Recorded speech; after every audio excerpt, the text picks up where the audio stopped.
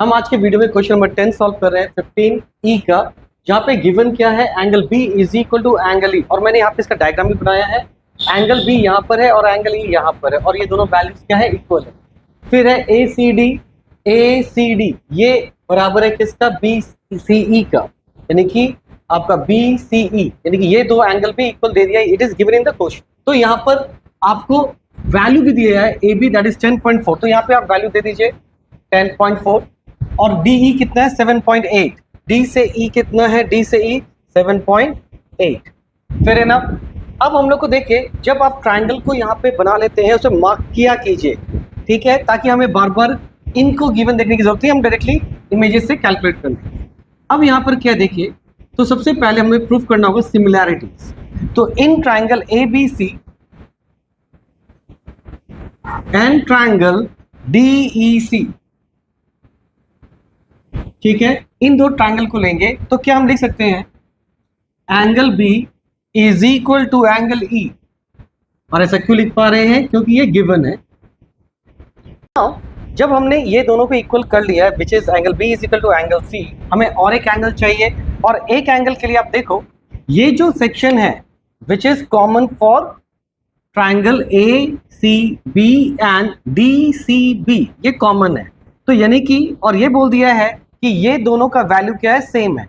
तो आपको ये पता होगा, सपोज मैं यहाँ पे लिखता हूँ इसको 20 और ये भी लिखता हूँ 20, और ये जो कॉमन एंगल मान लिया गया क्या है 30, तो उस हिसाब से ये भी कितना होगा 50 और ये भी कितना होगा 50। यानी कि हम अगर इक्वल चीज में इक्वल चीज को ऐड करते हैं तो फाइनल वैल्यू भी क्या होगा, इक्वल होगा।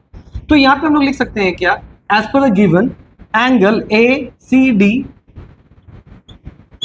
Is equal to angle BCE, ठीक है, BCE। और ऐसा क्यों लिख रहे हैं, गिवन।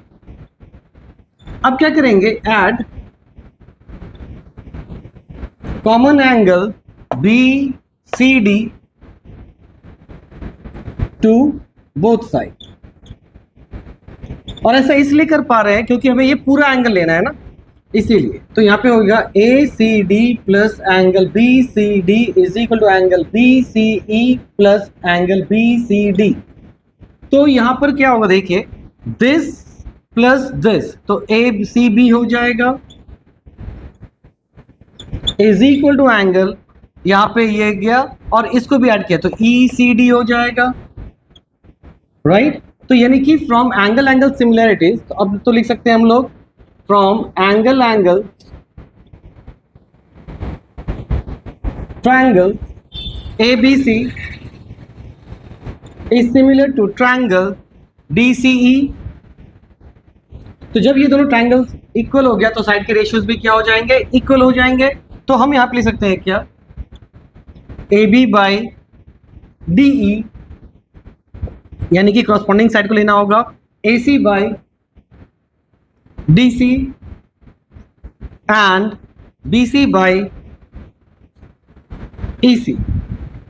फिर है ना, तो यहां पर अभी क्या करना है, आपको इतने का जरूरत नहीं पड़ेगा, आपको आप सिर्फ एक सेक्शन लीजिए क्योंकि यही आपका क्वेश्चन में गिवन है, राइट ना।